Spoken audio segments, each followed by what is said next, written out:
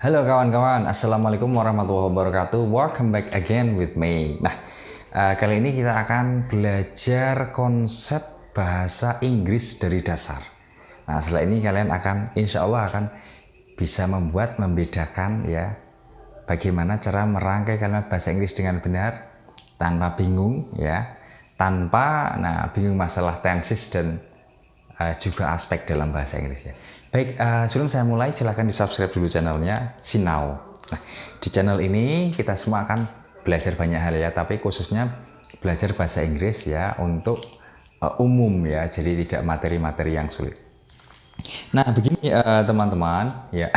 Jadi sebelum kita belajar bahasa Inggris, nah kita harus tahu dulu.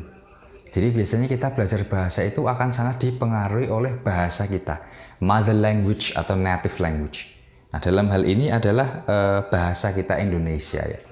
Nah, ketika kita belajar bahasanya orang lain pasti kita akan terpengaruh ya, karena kita setiap hari menggunakan bahasa kita. Nah, maka kita harus cari tahu dulu minimal persamaan dan perbedaannya. Perbedaannya yang paling kita cari tahu. Nah, dengan mengetahui perbedaannya, kita akan sangat mudah ya untuk mempelajari target language atau bahasanya orang lainnya. Dalam hal ini adalah bahasa Inggris. Nah, begini teman-teman, jadi antara bahasa kita Indonesia dan bahasa Inggris itu ada perbedaannya yang sangat mencolok ya. Yang pertama yaitu diantaranya kalau bahasa kita Indonesia ini tidak memiliki tenses. Kalau bahasa Inggris itu ada tensesnya. Nah begitu ya. Nah kita akan mulai mempelajari apa sih sebenarnya tenses. Jadi kenapa tenses ini menjadi momok ya dalam belajar bahasa Inggris ya, terutama dalam speaking. Nah gitu ya. Begini, analoginya adalah begini.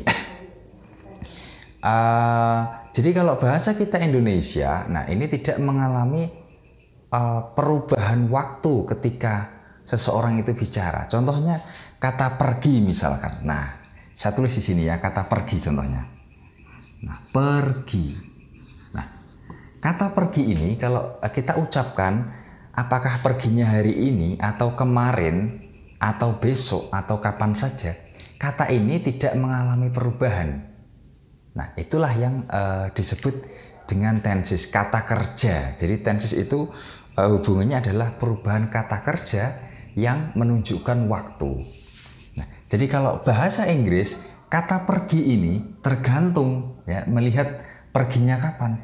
Kalau perginya hari ini, nah ini menjadi go. Kalau perginya sekarang, ini perginya hari ini, go.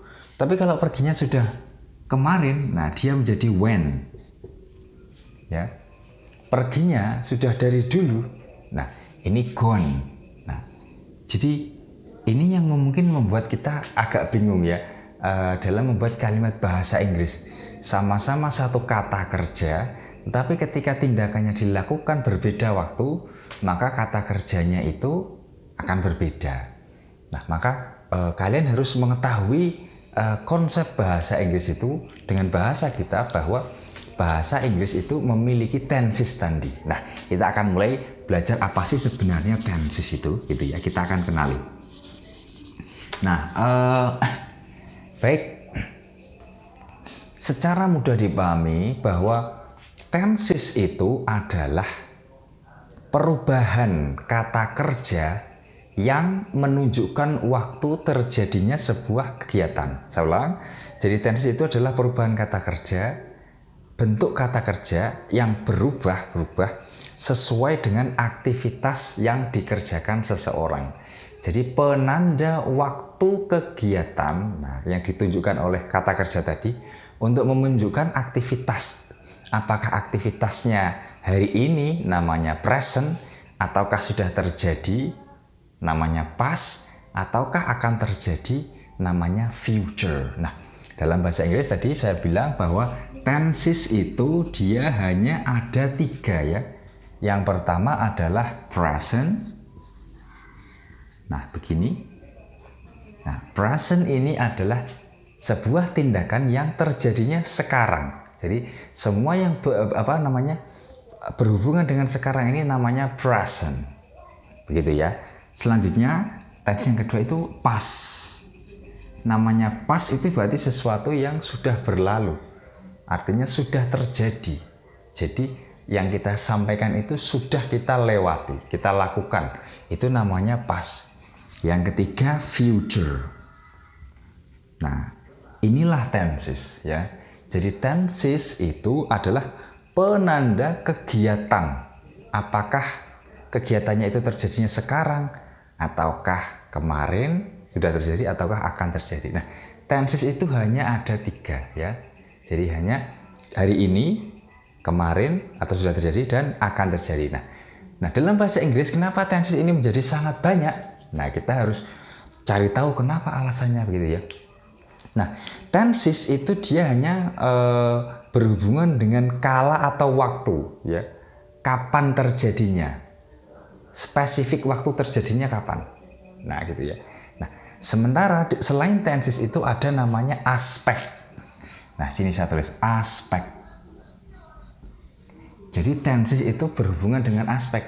Aspek itu apa? Aspek adalah detail kegiatan ya. Jadi bagaimana kegiatan itu dilakukan. Nah, detail ya. Jadi aspek ini yang akan menempel pada tenses ini, present, past, dan future ini untuk memberikan keterangan lebih lanjut tentang cara bagaimana kejadian itu dilakukan. Nah, gitu ya. Jadi aspek adalah detail kegiatan bagaimana atau cara tindakan itu dikerjakan. Nah, begitu ya. Nah, itulah aspek. Nah, yang membuat banyak tenses. Nah, ini adalah di aspeknya. Nah, aspek ini dia ada 4 ya. Yang pertama, saya tulis di sini ya. Jadi aspek yang pertama yang digabungkan dengan tenses namanya simple. Nah, simple ini artinya adalah pekerjaan yang dikerjakan secara terulang-ulang. Nah, itu simple atau sekali saja boleh ya, terulang-ulang. Nah, gitu ya. Terus selanjutnya continuous atau progresif.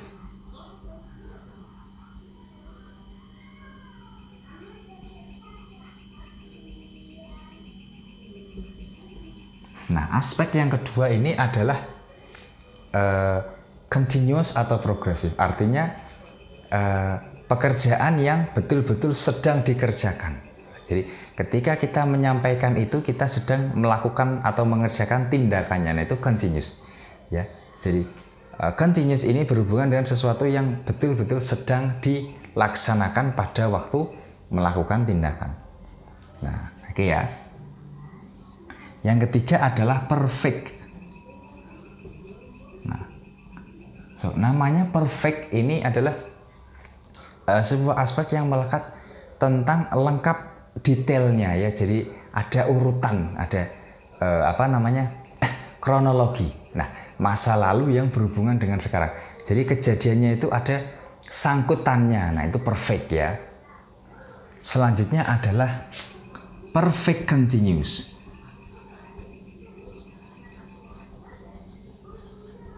Nah, jadi sudah perfect dan continuous, sesuatu yang ada kaitannya dari dulu zaman sampai sekarang, tetapi juga sedang dikerjakan. Nah inilah antara tenses dan juga aspek. Nah, yang saling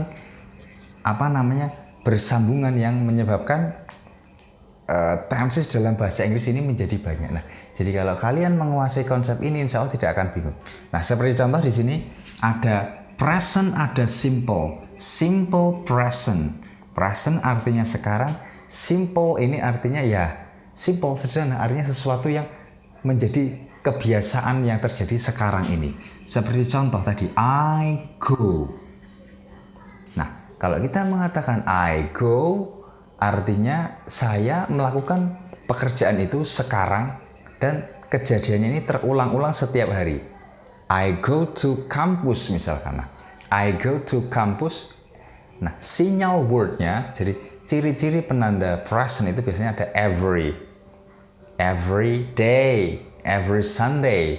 Keterangan yang lain juga biasanya ada adverb of frequency-nya ada sometime, always, usually.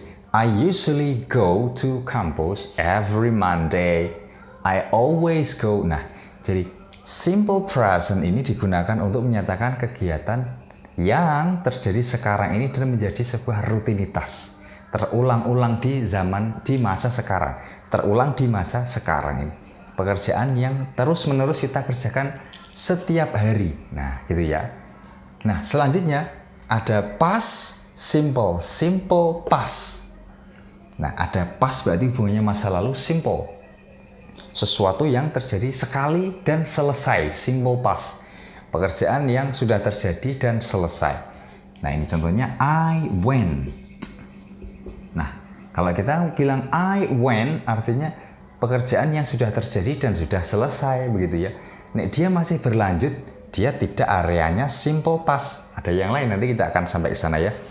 Nah, sudah selesai, kuncinya di sini, simple past. I went to Jogja last week. Nah, jadi kalau kita bilang begitu, artinya minggu kemarin saja kita pergi ke Jogja. Sekarang sudah enggak. Nah, gitu ya. Nah, ciri-ciri waktunya ada kata last tadi ya, last week. Ada bla bla bla ago, 2 days ago. I went to Solo 2 days ago. I went to Jepara last night. Nah, itu ciri-ciri simple past, pekerjaan yang sudah berlalu dan sudah selesai. Nah, begitu ya. Selanjutnya, future, simple future ya, atau future tense atau simple future tense. Nah, karena dia pekerjaan yang belum terjadi, maka dia butuh model karena belum melakukan tindakannya. I will go. Saya akan pergi. Pekerjaan yang akan kita kerjakan entah besok atau besoknya lagi. Nah, ciri-cirinya ya ada kata tomorrow, the next, after. Nah, begitu ya. Jadi pekerjaan yang akan kita lakukan setelah ini, setelah sekarang. Jadi belum dilakukan. Nah, ini future. Ya, dia ada will, ada go. Nah, di simple ini konsepnya adalah dia menggunakan kata kerja pertama. Nah, itu yang kalian di simple ini ada kata kerja pertama dan ada kata kerja kedua. Present maksud saya. Nah, selanjutnya kita akan beralih ke yang jenis continuous. Continuous ini pada dasarnya adalah ya sesuatu yang sedang berlangsung, running.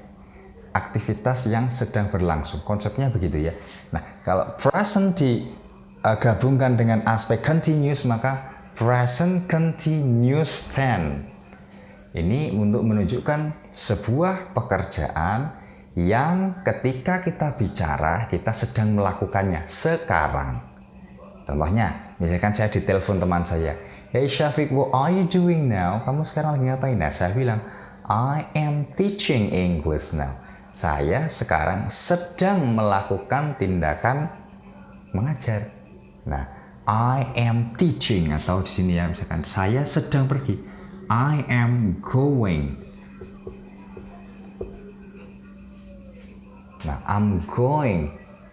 I am teaching. I am. Nah, jadi untuk membentuk progresif, semua bentuk progresif dia harus ditambah to be dan verbnya dibuat ing. To be-nya is, are karena present. I am. She is going. They are going. Nah, ini untuk menunjukkan pekerjaan yang sekarang sedang dilakukan. Kita ingin menyampaikan pada orang yang kita ajak omong bahwa kita betul-betul sedang melakukan aktivitas itu. Bedakan dengan present. Kalau present dia habit. Ya, pekerjaan yang kita ingin sampaikan menjadi rutinitas. Nah, yang ini pekerjaan yang betul-betul kita sedang lakukan. Nah, ini past continuous. Pekerjaan yang sudah berlalu, sedang dikerjakan sebelum ada pekerjaan yang lain. Nah, contohnya ya, ada to be, dia was going. Nah, saya sedang belajar.